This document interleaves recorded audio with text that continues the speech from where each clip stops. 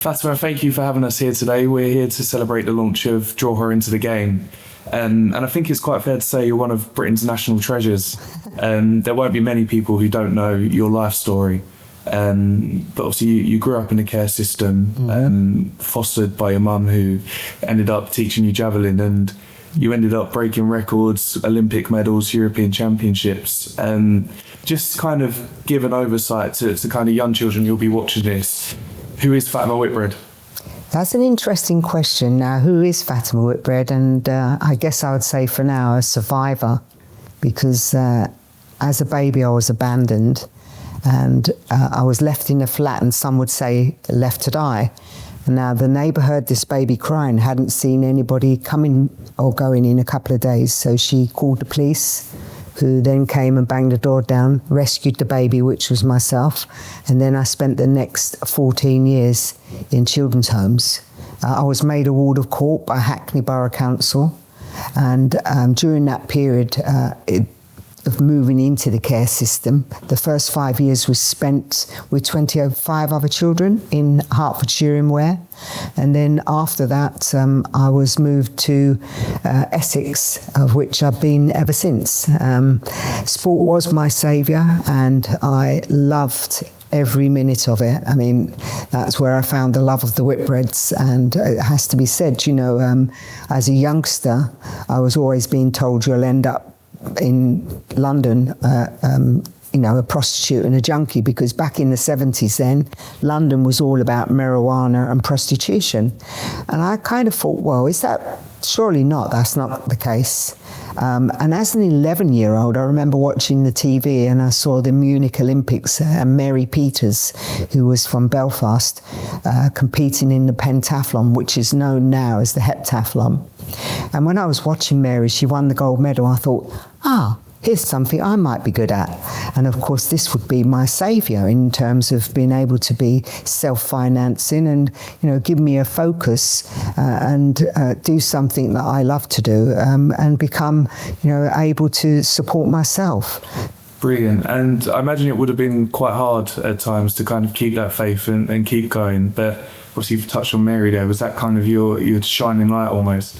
Yes, I believe that every young person should have a good role model. And for me, it was, in sport, Mary Peters was an exemplary manner to being, a good role model in sport. She was a great Olympian. I loved sport. I was a bit of a tomboy at school, so I'd be always climbing trees, kicking the football around with the boys in the school playground. And, if back in the day, if we'd have had football, I would no doubt have been playing football, because I was kicking the ball around all the time. But we enjoyed all sports. I mean, that was my way of surviving, to forget about the stresses and strains of being brought up in the care system without a mum and a dad. And, also earning my respect from my peers, because being a child in the care system made it really difficult for me to concentrate and study on my academic work. Trauma is something that all children in the care system suffer from, and that's really based on the fact that they don't have what they call unconditional love. And it's really hard for them to think about what it is they're doing, because they get stuck up here and they have a key in their pocket, they don't know how to unlock it. And for me, it was through sport. That was my passion, that was my saviour. And thankfully, I was started as a child in the care system, then going full circle, finding a love through sport of the Whitbreads, being fostered into their family, then becoming working mum and daughter, athlete and coach, becoming world champion, world record holder in the women's javelin, and now doing a full circle, coming back into the care system again, improving the life outcomes of young people and children in that care system through my campaign called Fatima's UK Campaign. Definitely, and I want to touch on that, but before I do, I just want to read a list of your achievements, because they are astonishing. You're awarded an MBE. Look. Oh, amazing. And you got a world record in javelin, and you won the European Championships. At the time, you were the first British person to win a world record in throwing. Yes. 2 Olympic medals, 2 Commonwealth medals, the Sports Writers Association Sportswoman of the Year, the BBC Sports Personality of the Year and the Helen Rollason Award. And despite achieving all that, you still go further. And we was obviously talking before we filmed about your expedition to the Arctic next month. You've climbed Everest. You've climbed so many mountains to raise awareness and funds for Fatima's UK campaign. Just tell people what that campaign aims to achieve.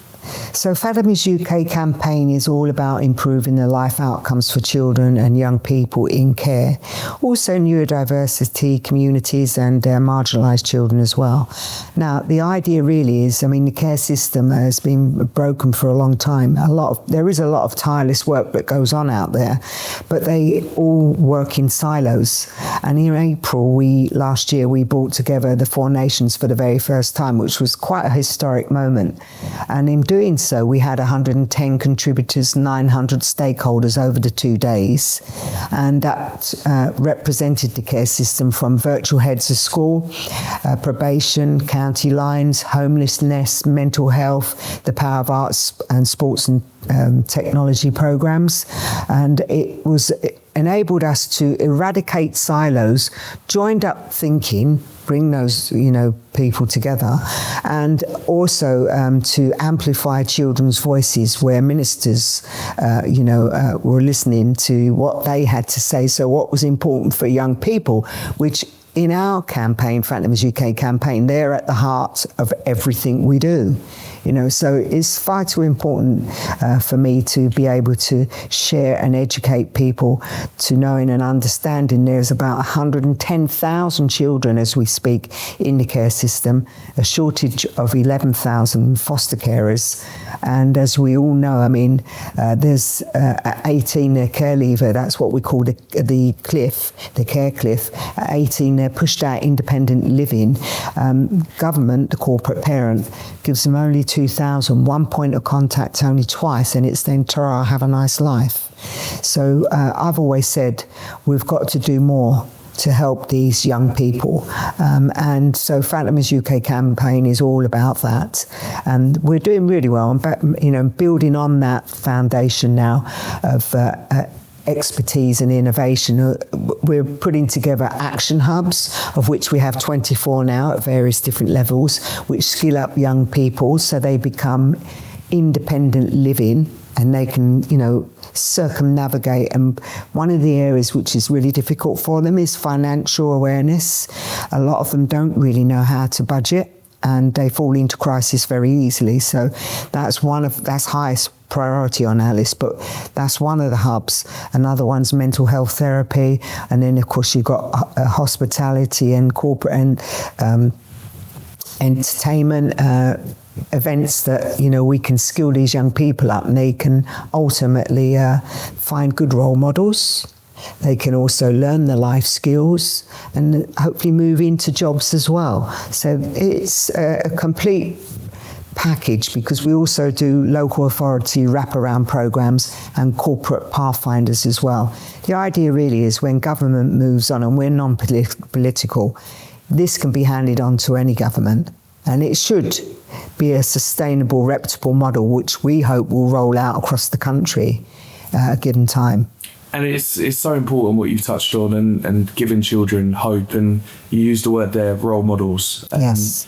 Just how important is a role model? Because everyone talks about role models, and whenever someone does someone good, the question always is, who is your role model? Yeah. And it is similar to this campaign in the sense that we're introducing a female mascot, and it's not about having a boy mascot or female mascot, it's about giving children someone to see in themselves. Yeah. Just how important is that representation, not just in sport or football, but in all of life?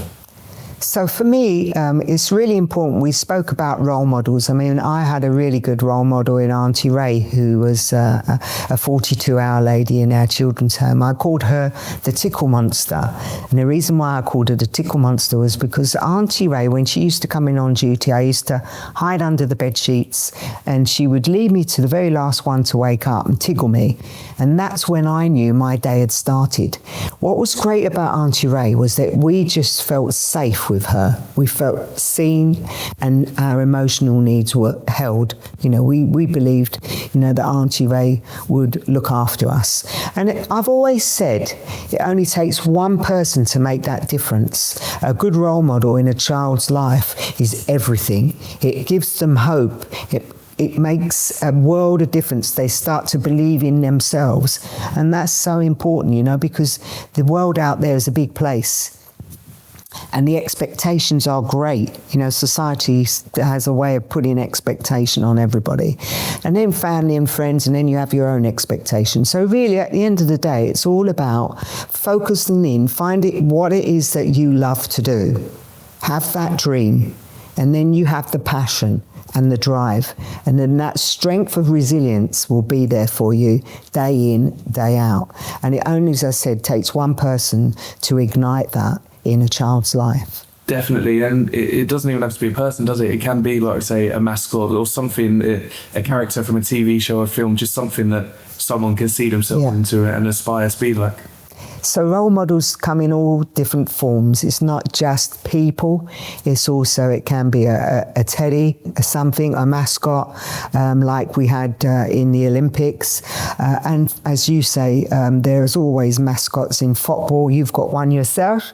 And that's no reason why it shouldn't be an inspiration for a young person to aspire to greater heights. I'm sure if you ask a lot of young girls and boys, they would say that is the case, and for me, Mary Peters was that as an athlete, but I've got to be honest, in life and in the care system, Auntie Ray was my role model. And if there's a young child watching this who kind of lives with self-doubt or doesn't believe they can achieve what they do, which will no doubt be happening, what would your message to them be? Well, it all starts with self-belief, and if you don't believe in yourself, others will find it hard to believe in you too. So find what it is that you love to do and stick with it. And, having a bright, shining star in anybody's lives is going to help guide you to where you need to be. Once you've got that bit between the teeth and you really love what you do, you'll just stick with it. You'll have the strength of resilience to succeed.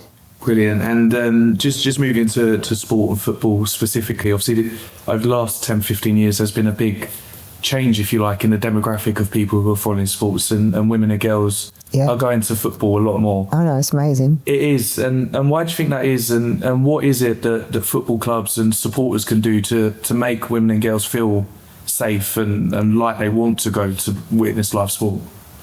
So I came from an era in sport where women rarely did sport. It was usually male-orientated, not just in the javelin and athletics, but right across the board. And also we only had 2 channels, BBC, ITV, and everything was filmed live and everybody tuned in at that one time. So it was massive. Nowadays, we've got a multitude of channels and we've got a multitude of sports on offer to both the girls and the boys. And I think this is wonderful because it gives everyone that opportunity to find what it is they like to do and get involved, in terms of what it is they do socially within their own communities, in their clubs, whether they want to do it at, grassroots level, club level or international level. And our women's football team and the rugby team have really shown what it is for our young girls, why they can't achieve just like the men. They can, if anything, our women's football team are doing better than the men. So, yes, the Lions, yeah. What is it about the Draw Her Into the Game campaign that made you want to be involved as ambassador, which we're delighted to have you as? I think you've got the right community attitude to supporting young people and youth, boys and girls, and keeping the community a safer place. Because when you give a young person the opportunity to survive, they will thrive. So not only will they become good at their sport, but they become good rounded people in society, and that really is so important, I think, this day and age. Schools often work really hard at getting results, and I think your club works hard at getting good, humane and humanity and kind people that thrive on doing something they love to do.